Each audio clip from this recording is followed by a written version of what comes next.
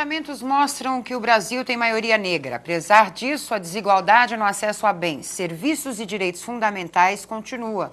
Indicadores sociais da população negra têm melhoras, mas condições de vida seguem inferiores às dos brancos. Pesquisadores afirmam que se a velocidade e a intensidade de implantação de políticas públicas forem mantidas, a igualdade entre brancos e negros só vai ser concretizada daqui a 5 décadas, quando a Lei Áurea completar 170 anos.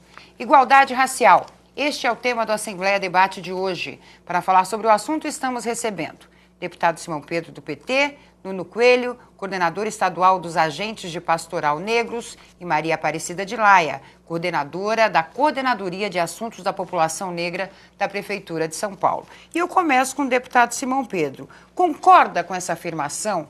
Se a gente continuar nesses passos com relação na busca da igualdade racial, a gente vai demorar ainda 5 décadas para assistir isso?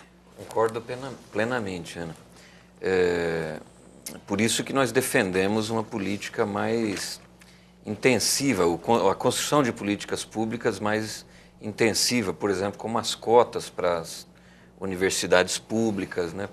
Que é uma forma de diminuir esse fosso social que existe, que é uma realidade, né? Por mais que a gente tenha avançado nos últimos anos, por mais que a comunidade, principalmente da população negra mais discriminada no nosso país, tenha, através de luta, das suas organizações, do trabalho intenso de intelectuais, lideranças, tenha feito avançar as políticas públicas nessa área de promoção da igualdade racial, mas o fosso social, a distância é muito grande ainda, né? Sem contar que nós temos as populações indígenas, ciganas, né, que vivem hoje uma situação de exclusão muito grande, né?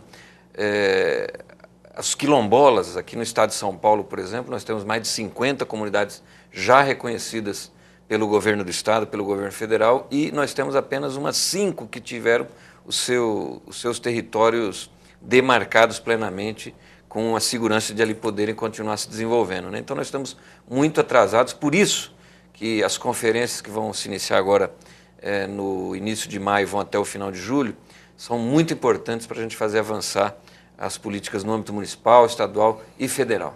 O que chama a atenção, Maria Aparecida, a gente vê hoje esses números, né? Temos 51% de afrodescendentes no país.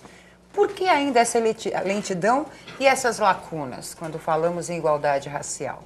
Eu acho que esta questão da lentidão tem muito a ver, eu acho que como o deputado colocou, com a questão das políticas públicas, né? Nós precisamos fazer, avançar precisam ter políticas públicas concretas, porque senão você não consegue fazer com que a população negra, ou a população indígena, ou a população cigana consiga estar no mesmo patamar que a população branca. E o Estatuto? Quer dizer, o que o Estatuto trouxe de avanços e o que o Estatuto ainda deixa a desejar, vamos dizer assim? O Estatuto, ele é importante, nós estamos aguardando com muita ansiedade que ele possa ser aprovado, e eu acho que à medida em que esse Estatuto foi implementado, ele traz para a população ganhos importantes, né?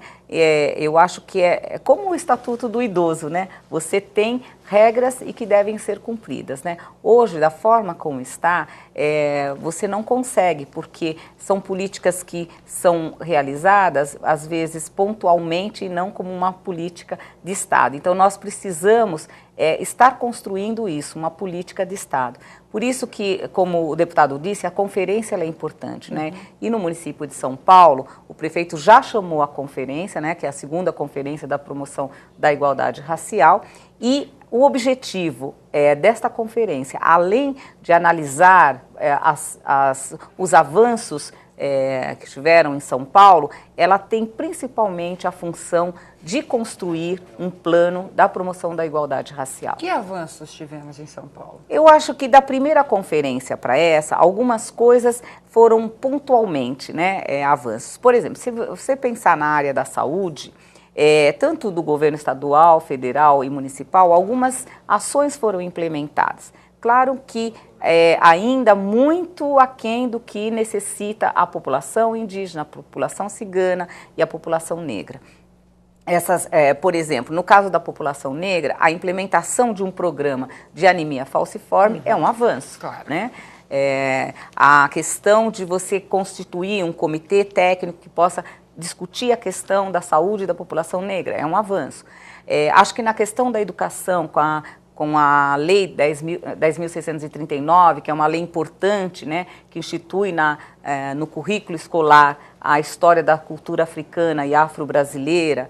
Eu acho que em São Paulo hoje você já tem uma discussão mais aprofundada nesta questão, você já tem hoje isso no currículo, e está sendo feita toda uma transformação de como melhor implementar esta lei nas escolas municipais. Então, acho que são avanços que vão, vamos dizer, mudando a realidade. Né? Mas, mesmo assim, falta muito, porque falta, de fato, uma política, eu acredito, de Estado em relação à promoção da igualdade racial. Essa questão de educação, não é muito interessante, porque eu vi uma matéria que diz o seguinte, que o preconceito começa na pré-escola, porque as crianças desconhecem a história do negro e a importância do negro, no caso dos índios, dos ciganos, para a construção do país. Você acha que a parte educacional pode mudar isso?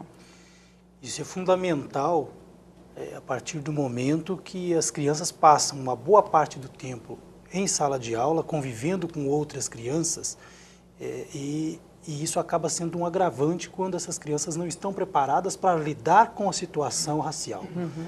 Então, a discriminação ela começa a partir do seu cabelo, a partir da sua cor de pele, e depois acaba avançando para outras questões sociais, mas, sobretudo, naquilo que tange a pessoa humana, a criança como um objeto que está sendo visto e está sendo mostrado a partir da sua raça, a partir da sua composição.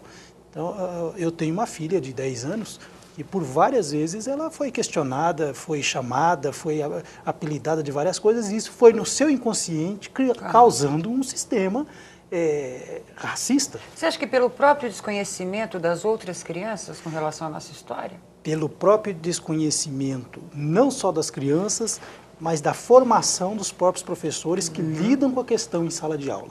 Acabam deixando para lá, acabam não dando muita atenção ao problema que foi constituído ali. E a partir daquele fato, ela poderia, se capacitada, ela poderia causar toda uma controvérsia daquela discriminação que se instalou.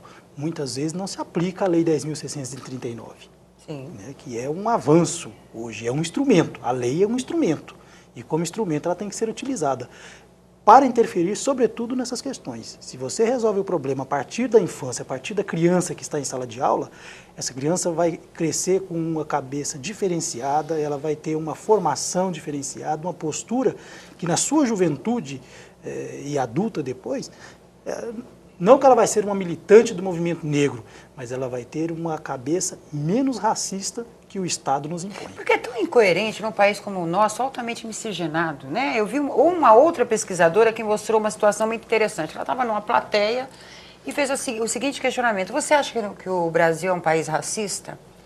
100% dos presentes disseram que não. O que é um país racista? Eles disseram que sim. Aí ela fez uma segunda pergunta. E você é racista? 100% dos presentes disseram que não. Quer dizer, você assumir os preconceitos também faz com que os passos sejam mais lentos também, né, deputado? Eu queria chamar a atenção